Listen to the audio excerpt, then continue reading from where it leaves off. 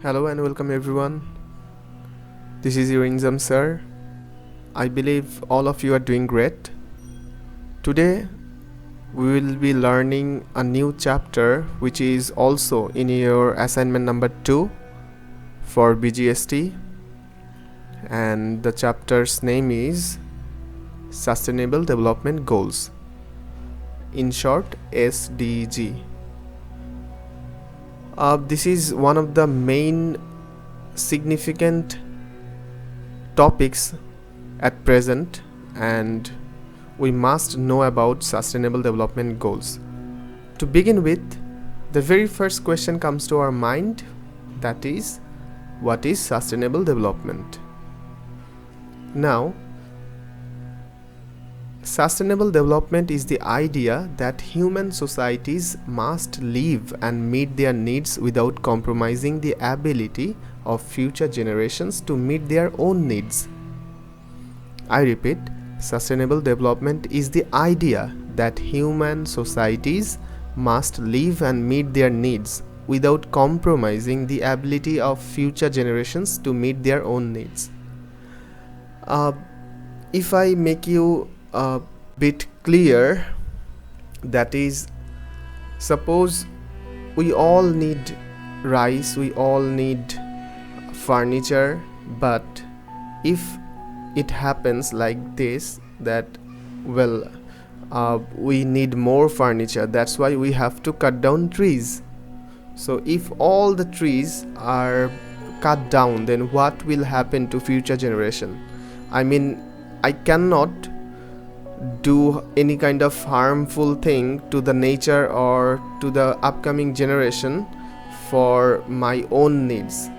Okay, have to meet our needs without compromising the ability of future generations to meet their own needs. Specifically, sustainable development is a process where futurity is pivotal. It is a way of organizing society so that it can exist in the long term. It values present demands without neglecting future needs, as I said earlier, right? Hence, sustainable development is a process where futurity is pivotal. It is a way of organizing society so that it can exist in the long term. It values present demands without neglecting future needs. For example, this is a picture, and I will say this is a beautiful picture. We can see a building. We see lots of buildings in city areas, but what's so different in it? There are lots of plants, lots of trees in or on this building, and it looks very beautiful, it looks amazing. And this is a good way of showing sustainable development. That means, yes, for our purpose, for our daily purpose or commercial purpose, we have to make building, we have to create factory, we have to build lots of things, but that doesn't mean I have to compromise other things, other upcoming generation. Alright, so what we can do is we can make these buildings like this, with full of trees, full of plants. It can minimize the carbon dioxide from the air, and it will also give you oxygen. It will give us oxygen and it will help us. Now, increasing production without using pesticides is an example of sustainable development. Sustainable development emphasizes environment-friendly farming that help keep natural resources of present and future time intact. I guess you have understood the first line, that is increasing production without using pesticides.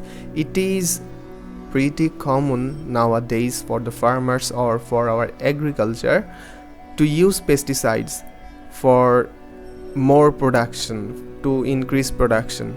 But we know pesticides are also harmful. It can affect our future days, right? So what we can do for sustainable development, that is, we can increase our production without using pesticides. And how to do it, we can know this kind of answer in our agricultural studies, right? Now the second point is safeguarding of human being and animal resources. So this is also an example of sustainable development, that is safeguarding of human being and animal resources. That means I'm not just looking for to safeguard the upcoming generation, that how they will live, how they will lead their life, but I'm also careful about the animals, birds, other resources. That means I care about tiger, I care about cat, dogs, every other animals, because they are also necessary for our ecological balance, right? Now another question comes, how did the idea of sustainable development get relevant? The Industrial Revolution is connected to the rise of the idea of sustainable development. From the second half of the 19th century, Western societies started to discover that their economic and industrial activities had a significant impact on the environment and the social balance. Several ecological and social crises took place in the world and rose awareness that a more sustainable model was needed. Well, so this sustainable development got its idea back in Industrial Revolution. That means when Industrial Revolution made the whole world change, some scientists or sociologists, they realized the harmful effect of Industrial Revolution, that there were so much pollutions here and there, and that can affect the human being, human existence in the long run. So they needed to be careful, more careful, and they had to create the awareness in the common human beings. That means to the common people. All right?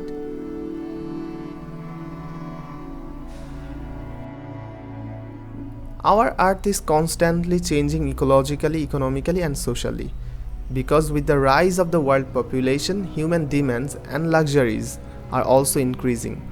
In order to meet these demands, human beings are trying to raise their status as well as income. They are therefore taking part in different development activities.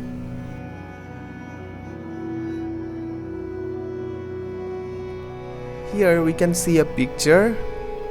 There are people, there are tall buildings, there are cars, transports. So this is a common scenario in city life, and we call it development. If we can make a tallest building, we call it development. But is this development sustainable? Will it be affecting the future days, future generation? That's the question.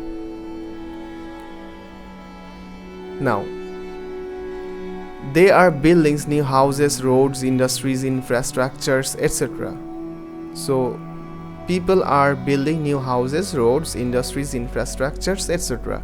Farmers are multiplying their production by using fertilizer and pesticides.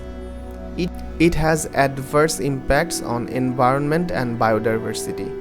Such kind of development is not sustainable or desirable.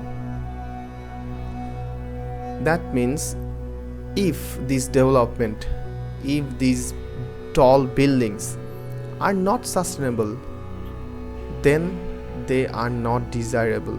You may feel that no, this is good for me, this is good for my generation, or this is good for present days. Then you are wrong, because we have to think about our future too. And COVID-19 or coronavirus has made us think for our future, think for the environment, think for ourselves. Okay, so you have to think about all the things, not only human beings but also the animals, other resources, everything. Now, SDG from MDG. So we know SDG means Sustainable Development Goal or goals, but SDG comes from MDG, that means Millennium Development Goals. Now let's know MDG. The United Nations has significant roles towards the development of the present world and addressing its challenges. UN declared Millennium Development Goals MDG in September 2000. In that summit, 8 goals were fixed and pledges were made to achieve them by 2015. Now I repeat, UN declared Millennium Development Goals in September 2000, and in that summit 8 goals were fixed and pledges were made to achieve them by 2015. That means they took 15 years to make it possible, or to make that pledges successful. Alright? Meanwhile, the deadline for achieving MDG is over. As a continuation of it, UN has declared the Sustainable Development Goals SDG in 2015 that has opened a chapter of cooperation in the world. 17 goals were fixed in SDG. Actions for achieving the goals of sustainable development started in January 2016 with a view to changing the world. This journey will end on 31st December 2030. So we still have almost 10 years left to make it successful. Alright? So in MDG we had 8 goals, and now in SDG, as a continuation of MDG, we have 17 goals to fulfill, right? And remember, it started in January 2016, but that summit were declared in 2015 by UN.